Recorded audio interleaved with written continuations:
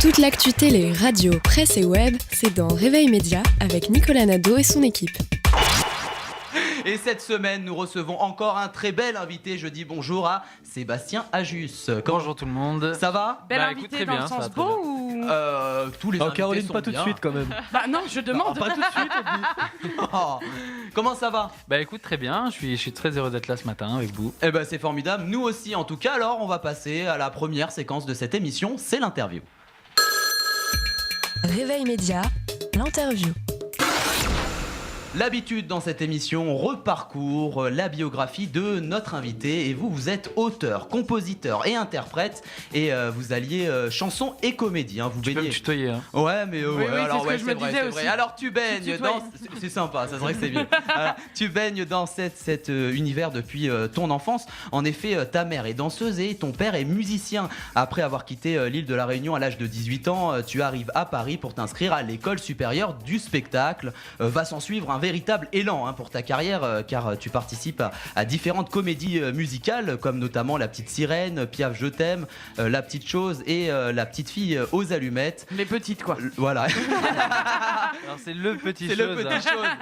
Et, ces participations t'ont conforté d'ailleurs dans ce choix d'avenir. T'écris même ta propre comédie musicale qui s'appelle Hey l'artiste. En parallèle, tu participes au spectacle Gospel pour sans voix, ce qui t'amène à partir en tournée avec ce groupe à travers l'Europe. En 2009, un nouveau défi s'offre à toi en participant à l'émission X Factor. T'es d'ailleurs le plus grand vainqueur de c'est le grand vainqueur de cette saison 1. Cette même année, tu donnes naissance à ton premier album. En 2011, c'est même dans le spectacle de Kamel Ouali, Dracula, l'amour plus fort que la mort, que tu vas officier. Dernièrement, tu incarnes Robespierre dans la comédie musicale 1789, Les Amants de la Bastille au Palais des Sports de Paris. La dernière d'ailleurs a eu lieu le 5 janvier, c'est tout récent. Et aujourd'hui, un premier titre et un clip qui arrive donc début février, c'est ça? Ouais, tout à fait. Voilà, qui s'appelle Quand tu nous tiens. Et Non, ceux qui nous Ceux tiennent. qui nous tient. T'as bien Mais bossé, c'est bien Nico. quand tu nous tiens. Ceux qui nous tient. Non, ceux qui nous C'est tiennent. un meilleur ouais. titre Non, quand tu nous tiens. Et au final. regardez les amis, c'est ce que j'ai mis, ceux qui nous tiennent. C'est juste moi qui ai mal. Non, c'est parce que voilà, c'est le matin aussi, faut dire. C'est le voilà. matin, il est 8h. Il a pas bu son café entièrement.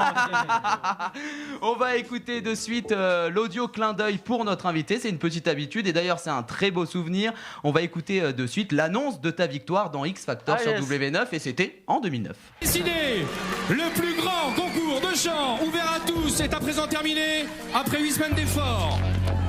Le vainqueur d'X Factor, c'est Sébastien!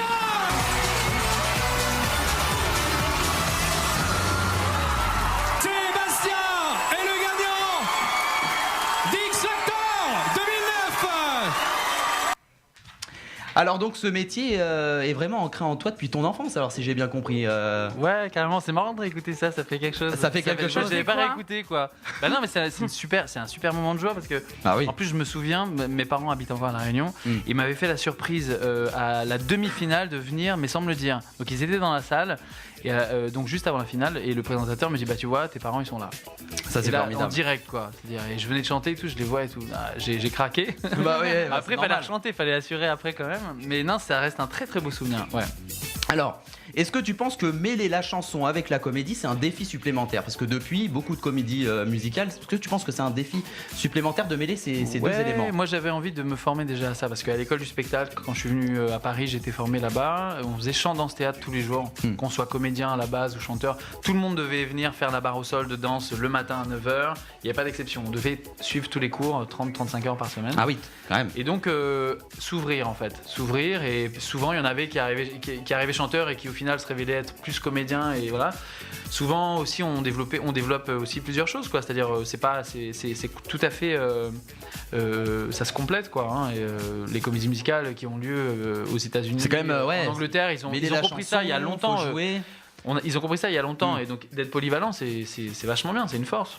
Et oui, et donc j'ai cité de nombreuses comédies musicales que tu as fait. Ouais. Mais à l'heure actuelle, est-ce qu'il y en a une que tu n'as pas encore jouée et dont tu rêverais?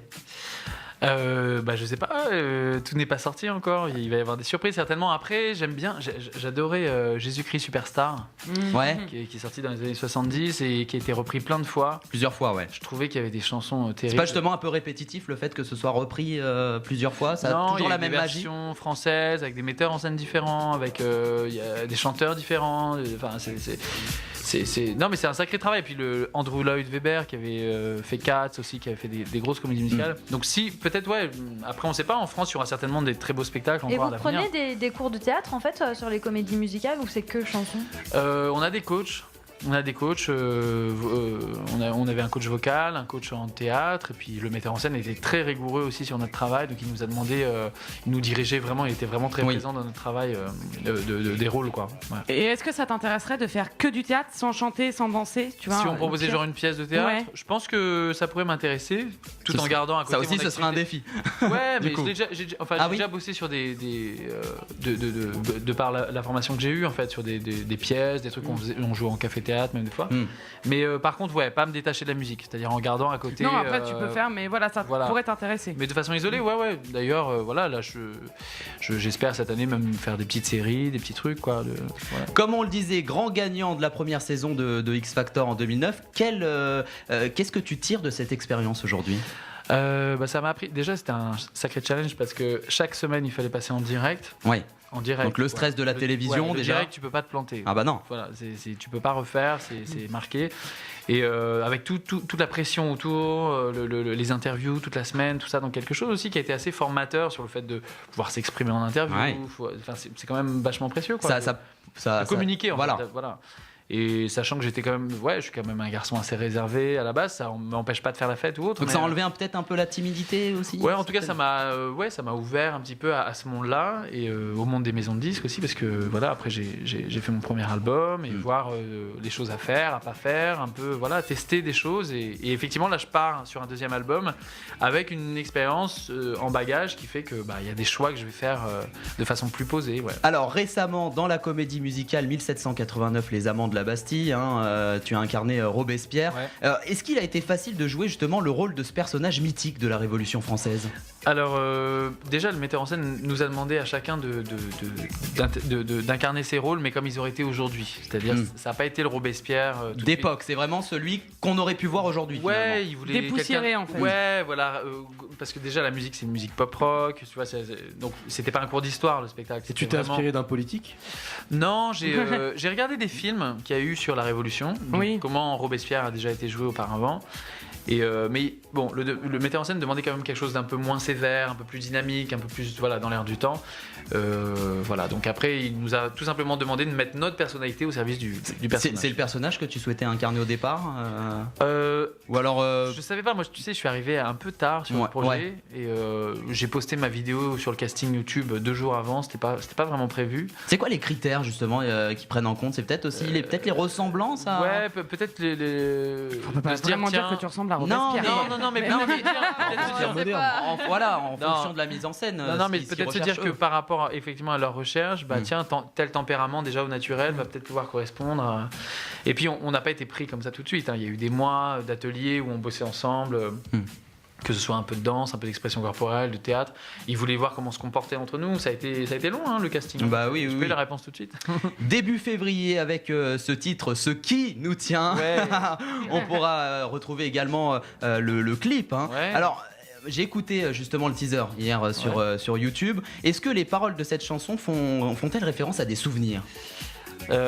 Pourquoi ça te fait penser à quoi? Je sais pas, ce qui nous tient sur certaines situations. Est-ce que c'est certains souvenirs? Forcément, quand j'écris, de toute façon, je livre des choses. C'est plus en fonction de toi ou alors sur les choses que tu vois et des choses que je vois, bien sûr aussi. Mais là, effectivement, c'est une chanson qui fédère, quoi. J'ai envie de rassembler les gens et dans le clip, on va le ressentir par rapport à l'histoire du clip. Je voulais quelque chose d'assez cinématographique. Donc j'ai fait appel à un réalisateur qui s'appelle Pierre Nogueras, qui a filmé déjà des courts-métrages, qui a filmé, qui va préparer son long-métrage là aussi. Donc là, c'est qui a l'habitude EP. de ce côté. C'est un EP. Donc là, c'est un EP. Voilà, c'est un EP dans lequel le premier titre, Ce qui nous tient, va figurer. Et en petite exclusivité pour vous, c'est vrai que j'avais envie de quelqu'un qui ait du charisme pour jouer le rôle féminin dans le clip et qui sache danser un peu. Donc j'ai demandé à une amie à moi avec qui j'ai travaillé depuis longtemps de participer à ce clip-là. Et cette amie s'appelle Faux Voto. D'accord. Voilà. Dedans, cette D'accord. artiste-là. Super. Voilà, et donc c'était vraiment la personne qu'il fallait pour le clip. Pourquoi fauve? Parce qu'on se connaissait déjà depuis quelques Il années. vient de l'expliquer. Et on a bossé. C'est bien, elle est bien ta question. Non, mais on a bossé ensemble dans Il une l'a pas compagnie expliqué. chez Charlie Moser, un spectacle aussi où j'avais participé. Et elle me paraissait physiquement et dans sa façon de bouger, d'exprimer son regard aussi. J'avais besoin d'un regard fort. C'était ce que tu recherchais, quoi. Voilà. Et ben justement, t'es venu avec ta guitare, Sébastien, et tu vas nous interpréter, pour notre plus grand bonheur et ceux des auditeurs, le premier titre de ton EP, Ce qui nous tient. Alors je vais te faire un petit bout. Hein. Allez, vas-y. Le temps de rien, que déjà c'est la fin. Qu'a-t-on laissé à ceux qui vivaient à côté de nous? Le temps d'aimer, on l'aura pas volé. Aimer mieux, aimer mal, ou juste comme on peut. On s'en va,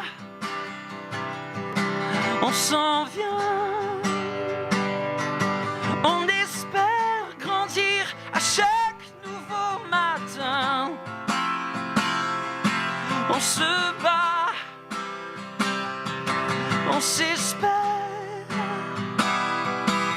mais qu'on se donne ou qu'on se plie, pour mille ou pour un, c'est ce qui nous tient, ce qui nous tient.